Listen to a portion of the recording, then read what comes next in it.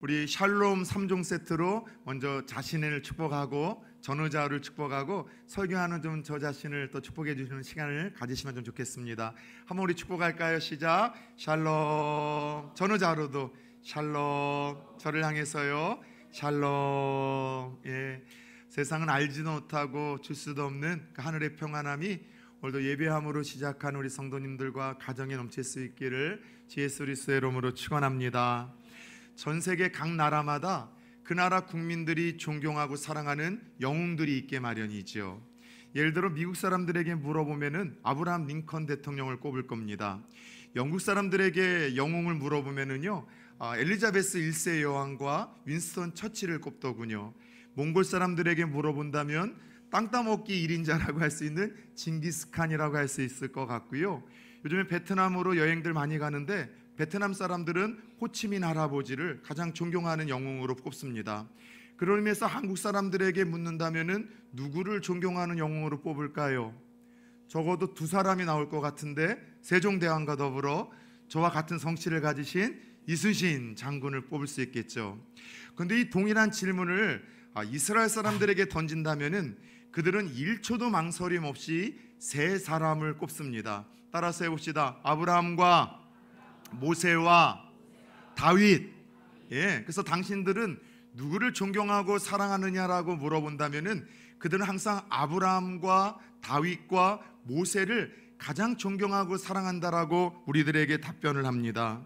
그런 의미에서 오늘 함께 읽은 본문에는요, 이 유대인들이 믿음의 조상이라고 일컬으며 가장 존경하고 사랑하는 사람이라고 말하는 아브라함에 대한 이야기가 함께 읽은 본문에서는 소개가 좀 되어집니다. 여러분들 아브라함 하면은 좀 어떠한 사람으로 이미지로 떠올려지시는가요?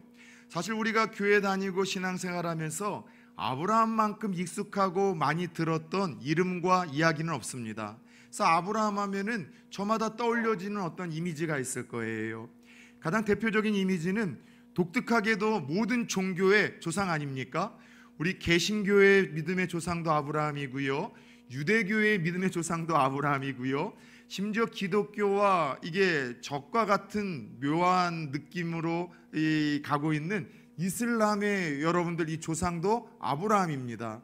사실 이슬람이 시작된 것도 아브라함이 기다리지 못해서였었어요. 약속된 아들을 기다리면 이삭이고 못 기다려서 이 이스마엘이 되어 지금도 여러분 유대인들과 또 이슬람인들이 싸우고 있는 것 아니겠습니까? 그럼에도 불구하고 아브라함은요, 평범한 인생들이 하나님 앞에서 받을 수 없는 놀라운 인정과 칭찬을 받았습니다. 그게 뭐냐면 너는 내 벗이라라는 이런 영광스러운 인정을 받았어요. 하나님으로부터 피조물인 인간이 너는 내 친구야 라는 이 거룩한 칭호를 받은 사람은 아브라함밖에 없어요. 친구라는 것은 어떤 의미가 있습니까? 그만큼 친밀하고 마음을 나누고 가깝다라는 것이죠. 아브라함이 하나님 볼 때 그런 인물이었었어요. 더 나아가 아브라함은 다른 건 몰라도 오고 가는 모든 세대들이 또 따르고 싶고 배우고 싶을 만큼의 어떤 이 믿음이 좋았던 사람으로 우리에게 기억되고 있는 사람이 아브라함 아니겠습니까? 그런 의미에서 저는 이 아브라함은요, 무엇보다도 그래도 순종했던 삶으로 이와 같이 주의 뜻을 이루며 주의 축복을 받았던 사람인데 그 이야기가 오늘 함께 읽은 본문에서 조금 소개가 되고 있다는 것이죠. 계속해서 우리는 매 주일 아침마다 그래도 이렇게 주의 뜻을 이루라 라는 시리즈 제목으로 하나님의 뜻을 우리가 깨닫고 그 깨달은 뜻이 무엇인지를 발견하고 따르고자 하는 시간들을 갖고 있습니다. 하나님의 뜻을 알고 싶다라고 묻고 또 그렇게 질문하시는 분들이 많은데 다시 한번 좀 정리해 봅시다. 우주적인 하나님의 뜻은 교회와 성도들이 복음을 전하여 하나님의 나라가 이 땅에 확장되어지는 것, 이게 바로 하나님의 우주적인 뜻이에요. 우리가 살고 있는 대사회적인 하나님의 뜻은 교회와 성도들이 빛과 소금의 삶을 삶으로 말미암아 내가 살고 있는 세상을 좀 더 아름답게 만들고 더 나아가 하나님의 이름을 영화롭게 하는 것이 대사회적인 하나님의 뜻입니다. 그리고 선택을 받고 구원받은 우리 성도들 개개인별로 하나님께서 갖고 계시는 그분의 뜻은 다시 한번 좀 따라서 해볼까요? 기기감찬 사순전.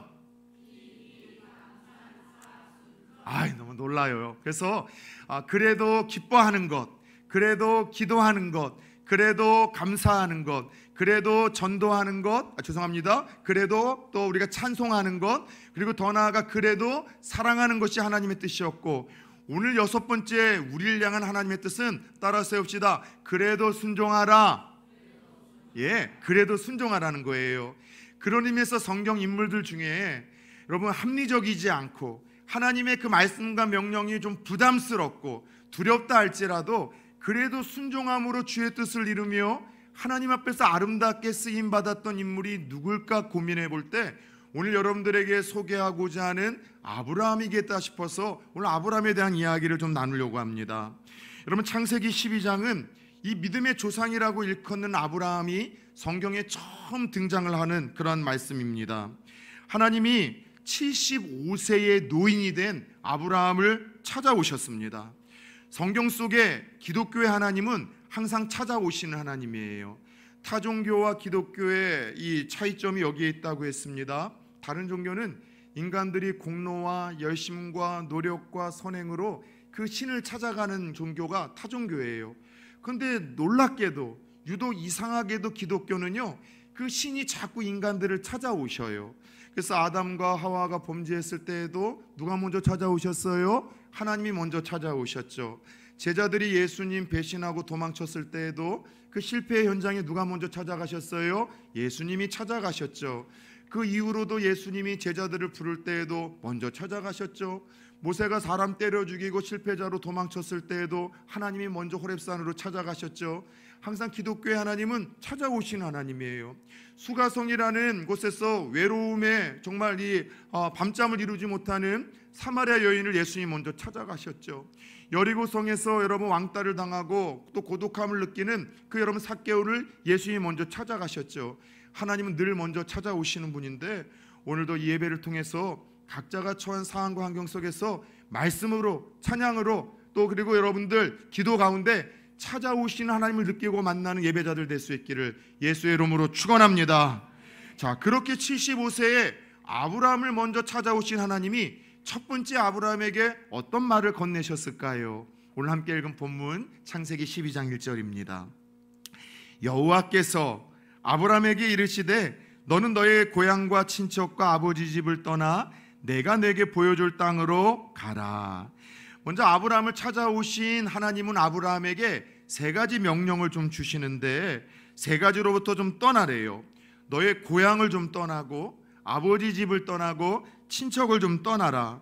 이 말은 상식적으로 그 당시에는 도움을 줄 수 있고 보호해 줄 수 있고 안전함을 담보하는 그런 울타리를 벗어나라라는 좀 불편하고 이해하기 힘든 명령입니다. 그래도 여기까지는 괜찮아요. 그 다음에 주시는 명령은 떠나서 내가 너에게 지시할 한 땅이 있는데 어떤 땅인지 목적지는 밝히지 않아요. 그런데 어느 한 땅이 있는데 그 땅으로 가라는 명령을 좀 주신 거예요. 자, 아까 하나님이 아브라함을 찾아오실 때 몇 세가 된 아브라함을 찾아오셨다고 말씀을 드렸죠? 10대 20대도 아니고 75세, 인생 살 만큼 산 나이예요. 무언가 여러분 75세라는 나이는요, 타향에 살아도 고향을 그리워하는 나이 아닙니까? 수구초심이라고 들어보셨죠? 미물인 여우도 죽을 때가 되면은 고향이 그리워서 고향으로 여러분들 머리를 든대요. 저는 나이가 들수록 여러분들 고향을 그리워하는 인간의 이 마음을 저희 할아버지를 통해서 제가 젊은 날 깨닫고 경험한 적이 있습니다. 돌아가신 저희 할아버지가 따로 사시다가 이 몸이 안 좋으셔서 이제 돌아가시기 전에는 저희 집에서 함께 사셨었거든요. 사랑방에서. 그러던 어느 날 불편하신 할아버지가 막내 손주인 저를 부르셨어요. 동아야, 오늘 좀 시간 되면 나하고 함께 어디 좀 가자. 할아버지 아프신데 어디를 가려고요?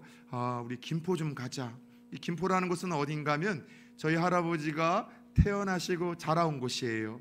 그리고 아주 일찌감치 소학교 때 그 당시에는 어머니 아버지를 고아는 아니었지만 일찍 잃고 고아처럼 힘겹게 살았던 그 곳인데, 그래서 지긋지긋해서 떠나오신 곳이었는데도 본인이 돌아가실 날이 얼마 남지 않았다는 직감 속에서 그 고향을 한번 보고 싶으셨던 거예요.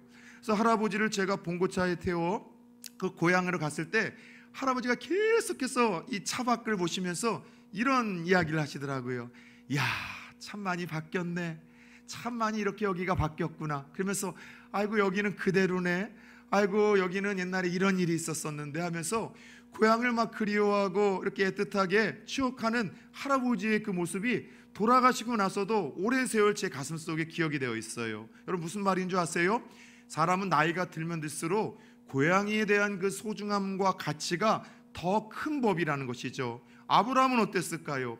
75년 동안 그곳에서 나고 자란 곳입니다. 여러분 그런 고향과 같은 곳을 어느 날 하나님이라는 분이 뚝 나타나셔서 너 고향을 떠나라. 아버지 집도 떠나고 친척 집도 떠나고 그리고 너 모든 것을 떠나라고 이 말씀을 주셨을 때 아브라함의 입장에서는요, 이 하나님의 말씀이 얼마나 이해가 안 됐겠습니까? 얼마나 좀 불편한 말씀이었겠습니까? 하나님이라는 분이 나타나셔서 그에게 주셨던 이 명령이 얼마나 좀 부담스럽고 두려운 명령이었겠냐는 것이죠. 어느 때보다도 안정을 추구해야 될 노년의 나이에 하나님께서 안정된 곳을 떠나래요. 보호장치와 울타리가 되는 고향과 가족들을 떠나라고 이야기를 합니다. 게다가 보여줄 땅이 있다고 언급을 하시는데 구체적으로 목적지도 밝히지 아니하시고 그냥 떠나면, 순종해서 출발하면 내가 알아서 그때그때 인도하겠다라고 이렇게 여러분 말씀을 하십니다. 여러분들은 모르겠지만 항상 이 성경 속의 인물을 저와 좀 이렇게 대비를 시켜봐요.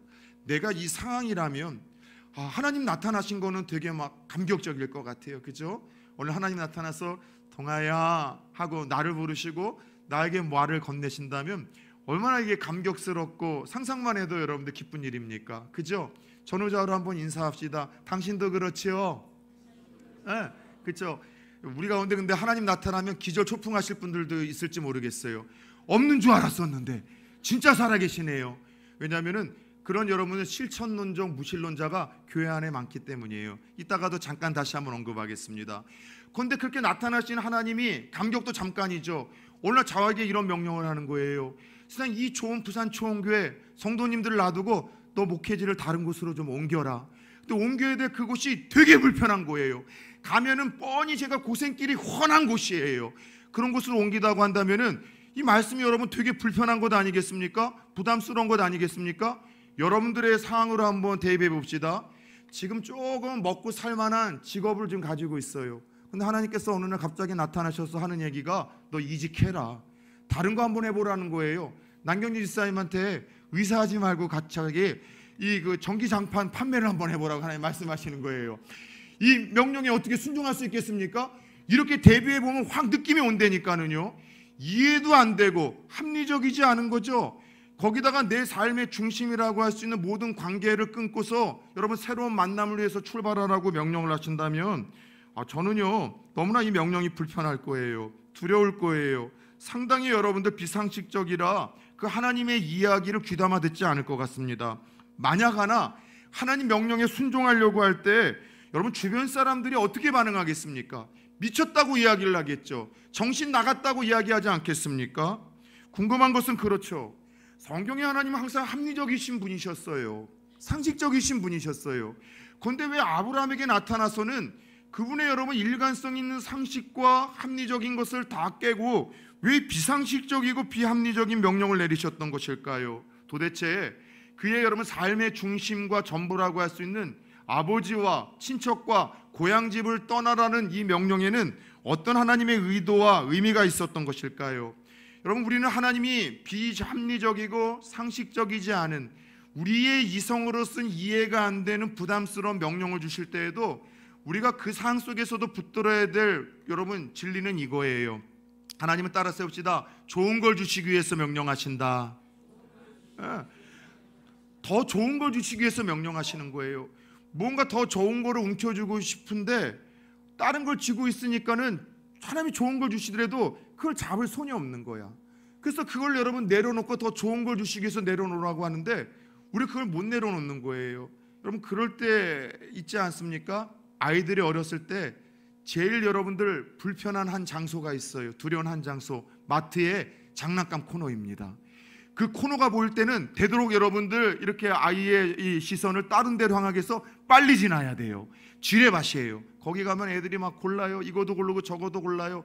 그러면은 애비 어미의 마음은 애들이 고른 거보다도 더 좋은 거 사주고 싶은 거예요. 그래서 여러분 그거 붙들고서 이렇게 여러분 끝까지 쫓아오는 애한테 그거 좀 내려놓으라고. 이게 더 좋은 거라고. 너한테 더 안전한 거라고. 비싼 거라고. 그래서 더 좋은 거를 쥐어주려고 하지만 끝내 이걸 쥐고서 여러분 안 내려놓는 거예요. 그걸 쥐어진 거를 내려놔야지 더 좋은 거 주는 법 아니겠습니까? 하나님의 마음이 그런 거예요. 어린아이는 이해 못하고 섭섭한 것처럼 하나님 때때로 우리에게 부담스러운 명령을 성경을 읽을 때마다 주세요. 이런 예배를 통해서 목회자의 입술을 통해서 좀 불편한 명령, 이해하기 힘든 명령, 계산기 두드려보면 뻔히 고생길이 훤하고 내가 그러면 대가를 치러야 되고 손해를 봐야 될 그런 명령을 주실 때가 있어요. 그런데 그런 명령을 주시는 그 근본적인 목적은 우리에게 더 좋은 것을 주시기 위한 목적인 거죠. 결국 하나님께서 친척, 아버지 집, 고향을 떠나라고 했었던 그 의도는 이런 뜻이 있는 거예요. 첫 번째는 내가 너를 축복할 테니 안주함에서 떠나라는 이야기예요. 내가 너를 좀 축복할 테니 너의 좀 안주함에서 익숙한 자리에서 좀 떠나라는 명령이에요. 주 앞에 쓰임받기 위해서 하나님 앞에서 좋은 것을 얻기 위해서 새로운 도전을 해야 된다라는 말씀이에요. 여러분 그래요. 항상 안주하기 좋아하고 익숙한 만남과 익숙한 곳에 여러분들 늘 자리하기를 좋아하는 사람들에게는 새로운 만남의 기회가 주어지지 않는 거예요. 새로운 어떠한 자극과 도전의 환경이 주어지지 않는 거죠. 그래서 항상 하나님께서는 부둣가에 묶여있는 배가 그 여러분들 망망대해, 배의 목적은 여러분 항해를 위함 아닙니까? 근데 여러분들 바다로 나가면 위험하다 싶어서 그냥 배가 여러분 부둣가에만 묶여있다면 이게 얼마나 비상식적입니까? 때때로 우리네 인생이 그래요.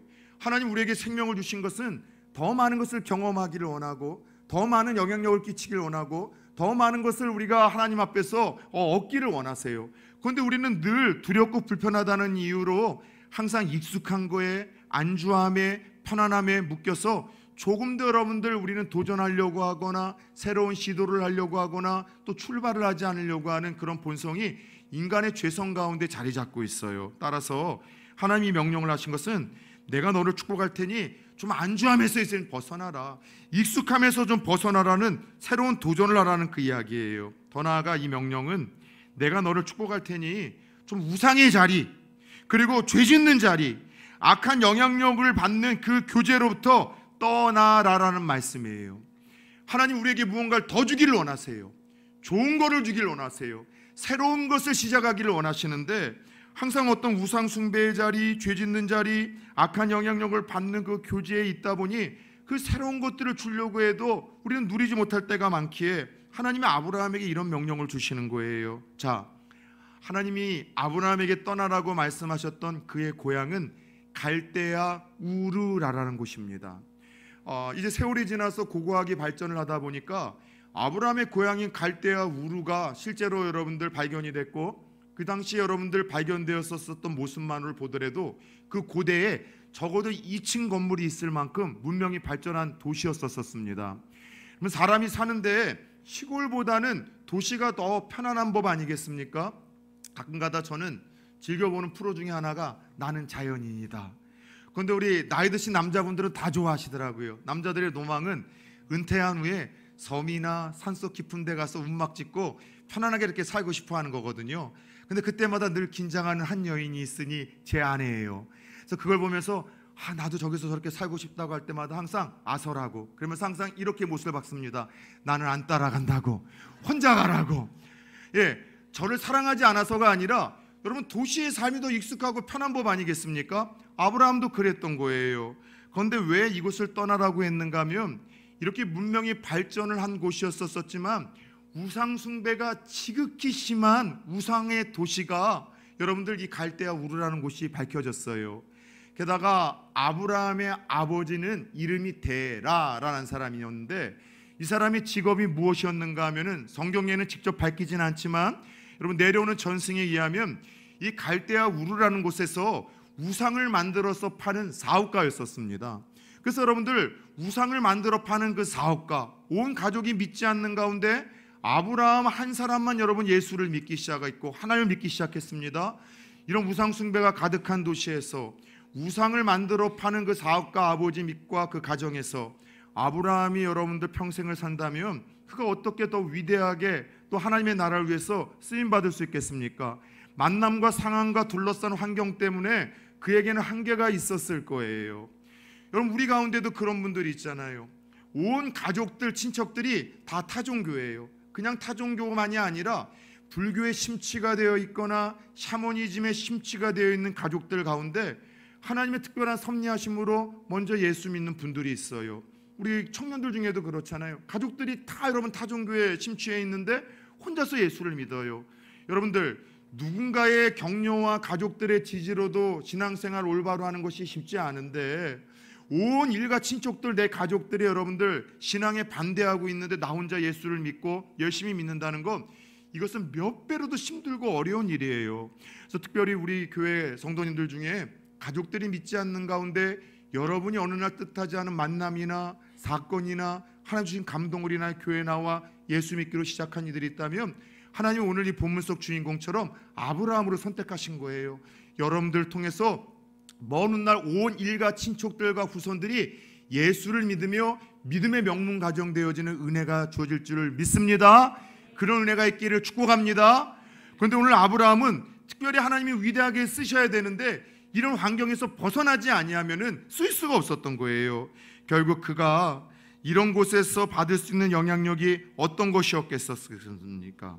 이런 곳에서 그의 영적인 미래가 밝을 수가 있었겠습니까? 그래서 하나님은 그에게 새로운 삶을 좀 열어가고 싶으셔서 그에게 풍성한 축복을 주시기 위해서 고향과 친척과 아버지 집, 그에게 익숙했던 곳, 안주함을 주었던 곳, 우상 숭배하며 죄 짓는 영향력을 줄 수 있었던 이곳으로부터 떠날 것을 명령하셨던 것이죠. 자, 그러면서 하나님은 두 가지 약속을 아브라함에게 주십니다. 본문 2절을 함께 좀 봅시다. 내가 너로 큰 민족을 이루고 내게 복을 주어 내 이름을 창대하게 하리니 너는 복이 될지라. 아멘. 자, 떠날 것을 명령하셨던 하나님의 의도가 바로 그 다음 구절에서 나와요. 왜 떠나라고 말씀하셨어요? 내가 너로 큰 민족을 주기 위해서 그 과정이 필요하다는 거죠. 너의 이름을 창대하게 하려고 하는데 그러기 위해서는 그 과정이 필요하고 마침내 너를 복의 근원과 통로와 도구로 삼고 싶은데 이를 위해서는 이 떠남의 과정이, 끊어냄의 과정이 반드시 필요하기 때문이라고 말씀을 하시는 거예요. 여러분들, 솔직히 하나님이 아브라함에게 주셨던 약속들이 있잖아요. 내가 너로 큰 민족을 이루게 할 거야. 그리고 내가 너의 이름을 창대케 할 거야. 내가 너를 복의 통로와 근원으로 삼을 거야 라는 이 세 가지 약속은 지금 하나님을 만났던 아브라함의 현실에서는 이루어지지 않을, 말도 안 되는 정말 여러분 심한 고문과 같은 그런 약속들이에요. 75세까지 자식 하나 없었어요. 75세까지 자식 하나 없는데 그의 후손들이 하늘의 별과 같고 땅의 모래와 같이 많아질 거라는 약속이 와닿겠습니까? 이게 가당치도 않은 거예요. 여러분, 현실과 하나님의 약속이 너무 괴리감이 크죠. 일평생 여러분 이 갈대아 우르라는 곳에서 사업가인 아버지의 백으로 그냥 먹고 사는데 문제가 없었던 부잣집 도련님이었었어요. 여러분들, 무언가 하나 누구에게도 주목받아 본 적 없는 평범한 여러분 아브라함에게 그의 이름이 위대해지고 유명해지고 창대해진다고요? 이게 와닿겠습니까? 더 나아가 여러분들, 하나님의 복이 그로 인해서 흘러가겠다는 약속, 모두 이것은 불가능해 보이는 약속, 말도 안 되는 약속이에요. 그러나 우리는 이제 결과론적으로 아브라함에게 주셨던 이 현실성 없었던 약속들, 불가능해 보이는 하나님의 축복들이 다 이루어져서 그 축복의 주인공이 아브라함이라는 것을 오늘 이 시대를 살아가는 우리는 알고 있습니다. 큰 민족을 이루겠다는 이 약속은 하나님이 100세에 그의 아내 사레의 태를 여셔서 아들 이삭을 주셨죠. 그리고 그 아들과 아들들을 통해서 지금의 여러분들 유대인들, 이스라엘 민족들을 큰 민족의 여러분 조상으로 아브라함을 세우신 것 아닙니까? 첫 번째 불가능해 보이는 약속이 이루어졌어요. 더 나아가 여러분 이 아버지의 그 부유함 밑에서 특별한 구속도 없이 주목받아 본 적도 없는 아브라함의 이름이 수천 년이 지나 전혀 다른 시대 속에서 살아가는 우리들에게도 믿음의 사람, 믿음의 조상, 하나님부터 큰 은혜와 축복을 받았던 사람으로 여러분 도전과 감동의 귀감이 되는 인물로 아브라함이 거론되고 있는 것 아니겠습니까? 아까 이야기했던 것처럼 기독교에서도 심지어 이슬람에서도 유대교에서도 똑같이 존경하는 그들의 믿음의 조상이 아브라함이라고 여러분들 그의 이름이 칭함받고 있습니다. 내 이름을 창대케 하고 유명케 하겠다는 하나님의 약속은 그 당시 현실에서는 불가능해 보였지만 다 성취가 되어졌어요. 더 나아가 복의 근원이 될 거라는 이 약속은 아브라함의 자손으로신 예수 그리스도로 말미암아 성취되고 완성이 된 것 아닙니까? 따라서 봅시다. 하나님의 약속은 반드시 이루어진다. 여러분 불가능해 보이는 약속, 현실성 없어 보이는 약속이라 할지라도 하나님이 주신 그 약속은, 하나님부터 오신 그 약속은 반드시 이루어지고 성취된다는 사실을 믿으시기를 축원합니다.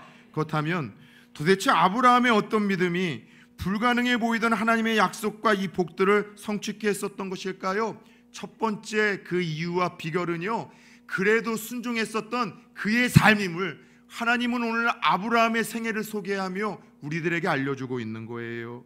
4절 말씀을 같이 한번 읽어볼까요? 시작. 이에 아브라함이 여호와의 말씀을 따라갔고, 여기까지만 한번 좀 보겠습니다. 여러분들 혹시 무신론자들이라고 아시죠? 무신론자 어떤 사람들입니까? 신이 없다라고 이야기하는 사람들, 신이 없다고 믿는 사람들이죠. 그런데 심리학적으로 세상에 무신론자는 존재할 수 없다고 합니다. 단지 신이 없기를 바라고 그렇게 믿고 싶어하는 사람들이 존재할 뿐이죠. 마음속에 여러분 신의 그 흔적을 어떤 인생도 지을 수가 없어요. 단지 그 신이 없다라고 생각하고 싶고 없었으면 좋겠다고 생각하는 사람들을 가리켜 우리는 무신론자라고 할 뿐, 신의 존재를 인간은요 절대로 지을 수 없다고 심리학자들이 이야기를 합니다. 그런데 문제는 여러분 교회 안에도 무신론자들이 존재할 수 있을까요? 여러분 생각은 어떻습니까? 적어도 교회에 나와 여러분들 시간의 대가를 지불하며 예배드리시는 분들은 하나님이 살아계시고 예수 그리스도가 살아계시다고 생각하기에 무신론자는 아니기에 예배를 드리고 지금 여러분 믿고 있는 것 아니겠습니까? 그런데 죄송하게도 여러분 한 20몇 년을 목회해온 목사인 제가 볼 때 교회 안에도 무신론자들이 상당히 많더군요. 그런데 저는 그런 무신론자들 앞에 이런 단어를 좀 붙여요. 따라서 해봅시다. 실천적 무신론자들. 실천적 무신론자들이 오늘날 교회 안에 제법 많아요. 입술로는 하나님이 있다고 고백해요. 내 머리로도 고백을 합니다. 그런데 그들의 삶을 보면은 하나님이 있는 자들의 삶이 아닌 거야. 하나님이 있다고 인정을 하고 하나님이 살아계시다고 고백도 하고 하나님이 내게 말씀하신다라고 이야기도 하지만 하나님 말씀하실 때 내가 계산기를 두들겨 봐서 이 말씀에 순종했다가는 내가 큰 코 다칠 수 있겠구나. 이런 희생을 해야 되는구나. 물질에, 내 시간에, 내 재능에 이런 손실이 오겠구나.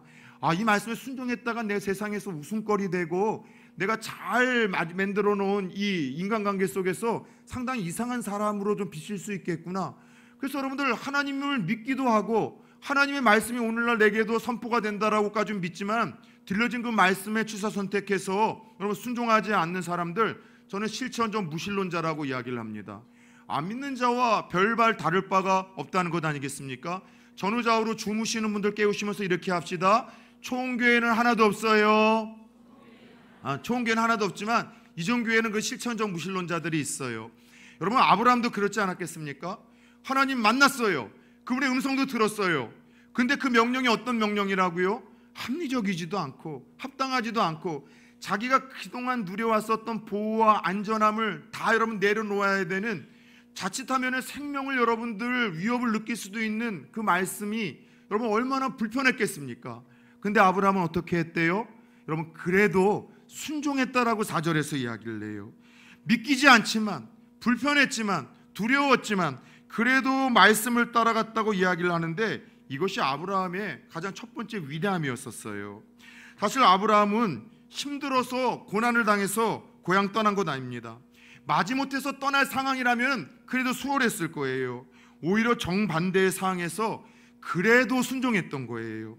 떠나야 될 이유보다는 남아 있어야 될 이유가 훨씬 더 많았습니다. 아버지 사업 잘 돼서 물려받으면 되는 거예요. 먹고 사는 거예요. 75세까지 아들은 없었지만 형님의 아들 조카 롯을 대신해서 그 모든 빈자리를 채울 수 있었거든요. 여러분, 모든 가족 관계에서 친척들과 여러분도 화목하면서 조금도 불편함이 없었기에 떠나야 될 이유보다는 남아 있어야 될 이유가 훨씬 더 많은 상태에서 받았던 말씀이 지금 떠나라는 이 명령이었었어요. 그럼에도 불구하고 갈 바를 알지 못하고 순종했다. 이것은 따라 세웁시다. 그래도 순종했다. 예, 그래도 순종했다는 거예요. 여러분, 그래요. 우리 인간은요, 정말 하나님이 계시다라고 우리가 믿고 고백을 한다면, 그리고 그 계신 하나님이 오늘도 나에게 가장 좋은 것을 주시기 위해서, 한 번뿐인 내 생을 가장 아름답게 사용하시기 위해서, 후회 없는 생애가 되게 하시기 위해서, 우리에게 행복을 주시기 위하여 끊임없이 말씀을 한다라고 믿는다면, 하나님이 내게 주시는 그 말씀에 자꾸 우리는 논쟁을 하려고 하거나, 여러분, 하나님과의 말씀을 우리가 반박하려고 해서는 안 되는 거예요. 때로 주시는 말씀이 이해가 안 될 때가 있어요. 합리적이지 않을 때가 있어요. 그 순종하면 뻔히 손해를 봐야 되고 고생길이 훤하고 더 나아가 대가와 또 내가 지불을 무언가 해야 될 때가 있어요. 그럴 때에도 오늘 아브라함처럼 이해하고 순종하며 나아갈 때 하나님께서 은혜를 주시는 거예요. 복을 주시는 거예요. 그 약속한 바를 비로소 이루어 주시는 것이죠. 더 나아가 이렇게 순종하며 나아갈 때 하나님은 더 큰 것을 주시기 위하여 더 큰 믿음의 순종의 삶을 단련해 나가는 것을 보게 됩니다. 이후로 아브라함은 그래도 순종하는 삶을 절정적으로 이루는 모습을 보입니다. 어떤 사건인지 기억하시죠? 약속대로 100세 때 눈에 넣어도 아프지 않을 아들 이삭을 얻습니다. 근데 하나님이 어느 날 아브라함에게 달라고 해야 될 걸 달라셔야죠. 다른 것도 아니라 100세에 낳은 그 아들 이삭을 자신에게 제물로 바치라고 그 아들을 달라고 이야기를 하십니다. 뭐 합리적이지 않아요. 하나님은 인신 제사를 미워하시는 분인데 여러분, 사람을 태워서 제사를 드리라고요? 100세에 낳은 그 아들을 통해서 후손을 번창케 하신다고 했는데 내놓으라고요?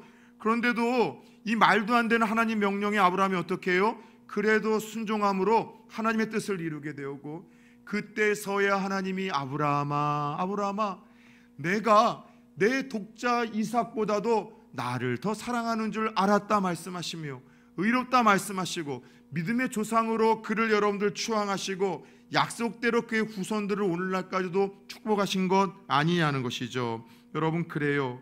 하나님이 저와 여러분들에게 끊임없이 오늘도 말씀하세요.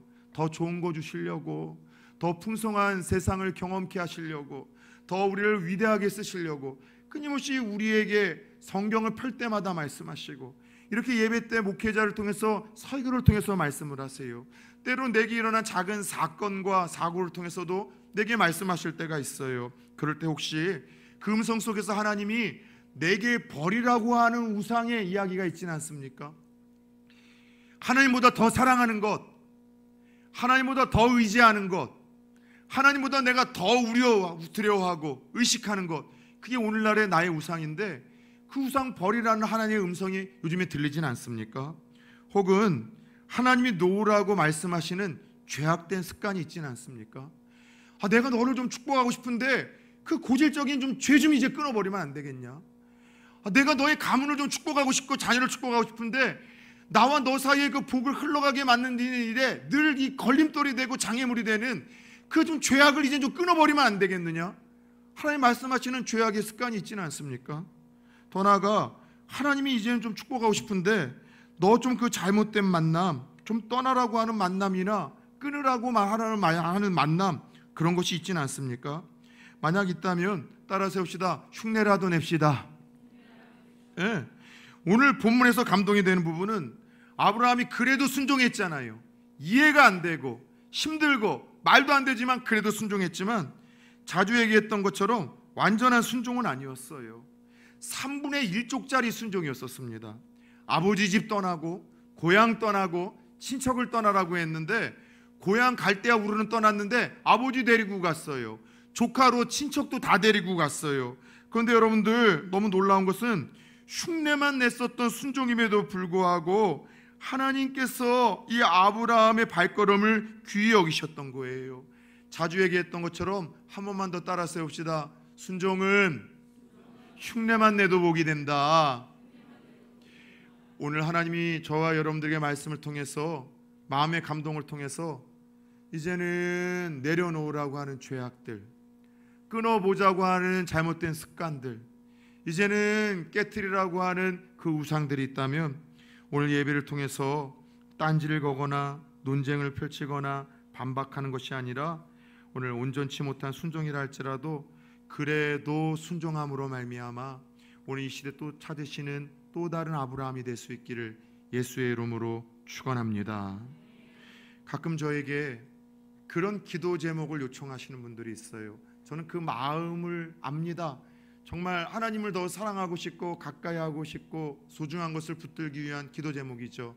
목사님, 올해는 제가 더 예배에 집중할 수 있도록 기도해 주세요. 올해는 제가 좀 11조를 드릴 수 있도록 저를 위해서 좀 기도해 주세요.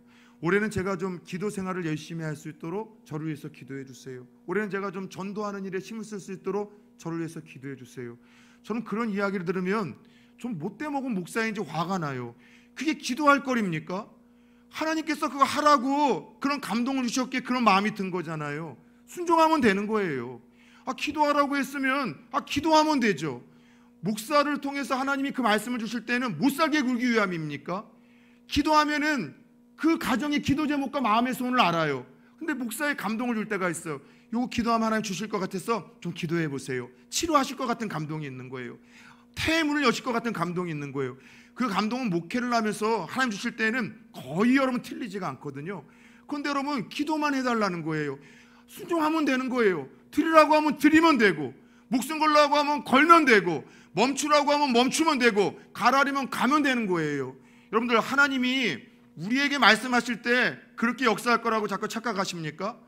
사랑하게 해주세요, 헌신하게 해주세요, 기도하게 해주세요, 드리게 해주세요 할 때 노보트처럼 내 마음에 어떠한 이 회로를 확 바꾸셔서 전에는 그런 마음이 1도 안 들었는데 갑자기 그렇게 사랑하고 싶은 마음이 생기고, 기도하고 싶은 뜨거운 마음이 생기고, 예배드리고 싶은 그런 감격이 생기도록 우리의 마음을 변화시키며 기도응답하실 거라 생각하십니까? 내가 알고 있는 하나님, 성경에서 만난 하나님은 그렇게 역사하시는 분이 아니라, 여러분들 그렇게 여러분 고민할 수 있도록 말씀으로 감동을 주시고 도전을 주시고 사건과 환경을 통해서 찔림을 주셔서 끊임없이 사랑할 수 있는 기회를 허락하시고, 기도해야 될 기회를 허락하시고, 예배에 목숨 걸어야 될 기회를 허락하시고, 하나님께 드려야 될 것을 드려야 될 기회를 허락하시는 분이 하나님인데, 우리는 계속해서 하나님 주시는 그 말씀에 계산기 두드려보면서 이거 손해볼 것 같고, 이거 피해볼 것 같고, 이거 여러분은 내가 곤욕 있을 때에는 거기서 여러분 확증편향처럼 들어야 될 이야기만 듣는 실천적 무신론자의 길을 걷더라는 것이죠. 사랑 여러분들, 아주 작은 부분이라도 좋습니다. 말씀을 듣는 가운데 주시는 감동과 말씀이 있다면 따라서 주여 순종하겠습니다. 순종하며 나아갈 때 하나님이 예비하신 은혜와 복이 아브라함에게 주어졌던 것처럼 저와 여러분들에게도 흐르고 꽂힐 줄 믿습니다.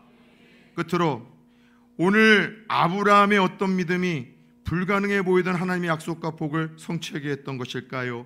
그래도 순종하는 이 삶과 더불어 하나님은 그의 예배의 삶에 있었음을 우리에게 강조를 하십니다. 아브라함에게는 별명 하나가 있었어요. 여러분에게는 어떤 별명이 있습니까? 초등학교 때는 유치하게 이름을 가지고서 별명을 많이 적겠죠. 제 이름은 동화인데 계속해서 동화책, 동화줄, 그리고 유치하게 도마뱀. 동화뱀이라는 것은 동화하고 다른 항상 이런 이름 가지고 짓기도 하지만, 나이가 들면서 사회에서 누군가 이름을 질 때는 그 사람의 반복적인 행동이나 말의 습관이나 삶의 모습을 통해서 이름을 많이 짓잖아요. 아브라함의 여러분들 이 별명은요, 따라서 해봅시다. 제단 쌓는 사람. 왜 그랬을까요? 가는 곳마다 항상 일관적인 여러분 반복적인 패턴이 있는데 제단을 쌓았어요. 여러분들 가는 곳마다 가장 먼저 하는 일이 제단을 쌓고 하나님께 예배드리는 일이었었습니다. 심지어 오늘 말씀을 보면 이방인의 중심지 하나님의 인도하심으로 가나안 땅에서도 아브라함은 제단을 쌓고 예배드리는 자임을 의도적으로 강조해요. 여러분, 이방인으로서 하나님이 가라고 했었던 가나안 땅에서 제단 쌓고 예배드렸다는 것은 목숨 걸고 제사를 드렸다는 거예요. 목숨을 걸고서 제사를 드렸다는 거예요. 이후로도 하나님은 계속해서 아브라함의 이 제단 쌓는 모습을 우리에게 자랑하듯 계속해서 우리에게 소개를 해요. 자, 12장을 해석 한번 펴신 분들은 봅시다. 12장 7절을 보면 제단을 그가 쌓았죠. 또 이사를 가서 8장을 보니까 거기서도 제단을 쌓았죠. 13장 4절을 보니까 제단을 쌓은 곳이라고 반복을 하고 있죠. 13장 18절을 보면은 헤브론이라는 곳에 또 이사를 가는데 거기서도 또 제단을 쌓았다고 이야기를 하면서 우리가 볼 때는 뭐 큰일이 아닌 것 같은데도 제단 쌓았다는 것을 계속해서 아브라함의 생애를 추적하시면서 우리에게 소개를 하세요. 이게 뭔가 하면 그는 생명의 위협이 있는 이방 땅에서도 제사를 드리고 예배를 드리는 자였기에 하나님을 감동시켰다고 이야기를 하시는 거예요. 여기에 아브라함의 축복을 받았던 그 여러분 비결이 두 번째에 나와 있는 거예요. 사랑하는 여러분들, 우리는 매 주일 오후마다 이스라엘의 5대 제사론을 지금 계속해서 배우고 있습니다.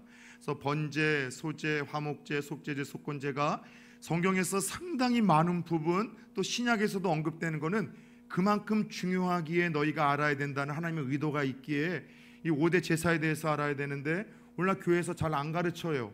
그러니 오래 신앙생활 하신 분들도 모르기에 오후에는 특별히 제가 그 시간들을 연구하면서 나누고 있죠.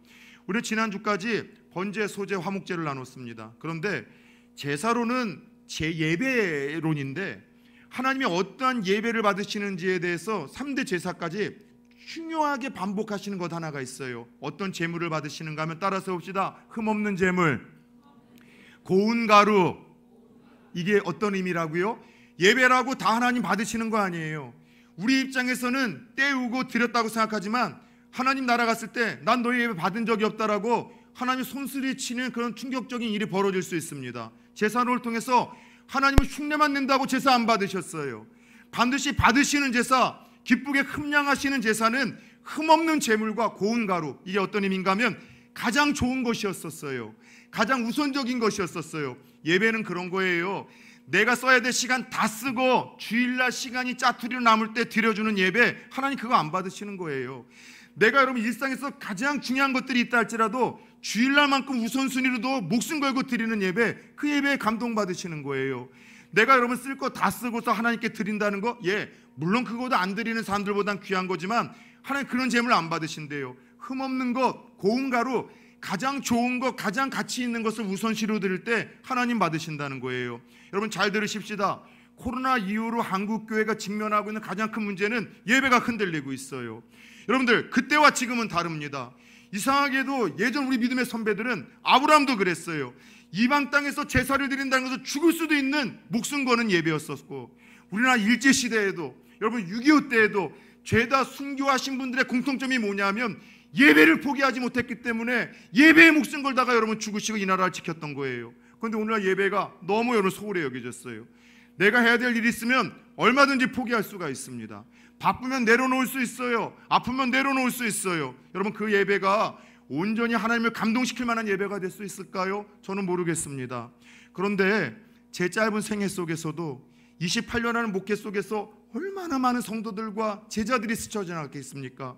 저는 숫자 외우는 것과 이름 외우는 것에 약점이 있는 사람임에도 여러분들 수십 년 동안 연락이 끊겨졌어도 기억이 나는 분들의 모습을 보면 다 예배에 감동의 어떠한 모습을 보였던 이들이에요. 제가 지영이라는 이름을 유독 좋아하는데 참 그 이름을 가진 딸들이 참 예쁘게 신앙생활했던 이들이 많아요. 한번 서울 목동에서 사역할 때예요. 온 가족이 불교에 심취해 있었던 가족 가운데 칭글동에서 이 딸이 복음을 듣게 되었고 그날서부터 하나님을 정말 사랑하는 이 중학생 딸이 있었어요. 바이올린으로 남경진 집사님처럼 또 우리 중등부에서도 찬양도 하면서 또 그렇게 섬겼었죠. 근데 어느 날 이 딸이 이런 고민을 해요. 목사님, 저희 가정은 일가 친척들과 1년에 한 번 겨울에는 강원도에 가서 2박 3일 동안 스키를 타는데 주일이 좀 껴있어서 어떻게 해야 될지 좀 고민이에요. 그런 질문을 던지지 않았다면 당연히 온 가족이 그러니까 가라고 했겠지만 그런 이야기를 던지는 이 딸에게 왜 그런지 모르겠지만 그냥 하나님 주신 감동으로 너 그래도 예배에 목숨 걸므로 이번에는 단판을 줬으면 좋겠다 했는데 이 딸이 세상에 그날 예배 가운데 와서 앉아 있어요. 어떻게 왔냐고 했더니만 중학생 딸이 전날 강원도에서 서울까지 택시를 타고 와서 혼자 가족들에게 허락을 받고 택시를 타고 와서 예배를 드리고 그 다음날 예배 드리고 고속버스 타고 다시 강원도로 간 거예요. 그 딸의 평생을 여러분이 하나님이라면 축복하시겠습니까? 하나님 축복하시더군요. 한 집사님이 저는 지금도 잊혀지지 않아요. 이정민 집사님이시라고 고등학교 국어 선생님이셨습니다. 저희 중등부에서 교사로 함께 이 부부가 활동을 했었는데, 연초가 되면은 분반을 이렇게 나눠서 아이들 몇 명씩 맡겨서 선생님들이 맡잖아요.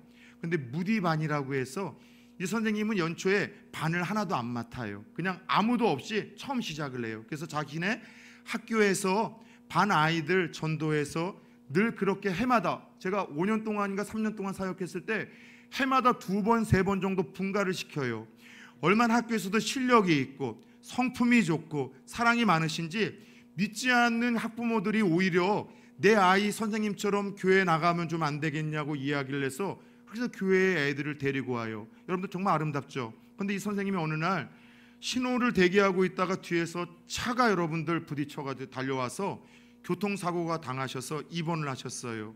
그리고 입원한 그 주에 저는 당연히 못 올 거라고 생각했는데 예배드리러 갔는데 선생님이 앉아 있는 거예요. 목에 기부스를 한 상태에서 되게 예쁘고 고우신 분이거든요. 격이 있으시고. 근데 여러분 딱 느낌만 봐도 목이 여러분 기부스가 나고 허리에 여러분 기부스를 냈으니 이게 여러분 머리를 감을 수 있었겠습니까? 떡진 머리로 이분이 와서 예배를 드리시고 아이들 분반까지 하고 돌아가시는 거예요. 아들과 딸이 있었었는데 한번 물어봅시다. 정말 하나님이 살아계시다면, 그리고 여러분이 하나님이라면 하나님의 은혜와 복이 어디로 흘러가겠습니까? 이런 가정을 흘러가는 것 아니겠습니까? 오늘 아브라함이 그랬던 거예요. 사랑하는 여러분들, 살아가면 살아갈수록 하나님의 말씀은 이 시대에 계속해서 우리가 이해하기 힘든 말씀들로 더 크게 느껴집니다. 순종하기 부담스러운 명령이에요. 하나님 말씀을 따른다는 것은 세상 사람들을 볼 때 참 정신 나간 사람들 같고, 왜 저렇게 믿어야 되느냐라는 조롱과 핍박을 받기에 딱 좋은 상황들이 삶을 살수록 하나님의 말씀드립니다. 그 가운데 예배에 목숨 거는 삶은 어떻고요? 더 예배드리기 힘들고 어려운 상황들이 주어져요. 이런 시대 속에서도 여러분, 하나님 우리들에게 그분이 우리를 향한 뜻이 무엇인지를 말씀하십니다. 그럼에도 예배를 통해서, 말씀을 통해서, 큐티를 통해서, 사건과 혹은 만남을 통해서 하나님이 끊임없이 우리에게 들려주시는 그분의 명확하고 분명한 말씀이 있다면 따라 세웁시다. 그래도 순종하라. 예, 그래도 순종할 때 하나님이 약속하신 은혜와 복이 오늘 이 시대에도 너희들에게 흘러가겠다고 말씀을 하시는 거예요. 사랑하는 여러분들, 오늘 아브라함을 복의 근원으로 삼으시고자 부르신 하나님은 이 시대에 또 다른 아브라함들을 찾고 부르십니다. 오늘 그 가운데 저와 여러분들이 아브라함을 부르셨던 그 하나님의 마음을 동일하게 감동시키는, 그래도 순종하고 그래도 예배에 목숨 걸므로 하나님을 감동시키는 또 다른 아브라함들이 되어 하나님이 약속하신 놀라운 축복, 내가 너의 자녀들을 축복할 거야, 너의 이름을 가는 곳마다 아름다운 이름으로 남길 거야, 너를 통해서 너희가 머물고 스쳐 지나가는 자들에게 정말 아름다운 하나님의 복을 흘려줄 거야, 이 약속의 또 다른 주인공들이 다 되어질 수 있기를 주 예수 그리스도의 이름으로 축원합니다.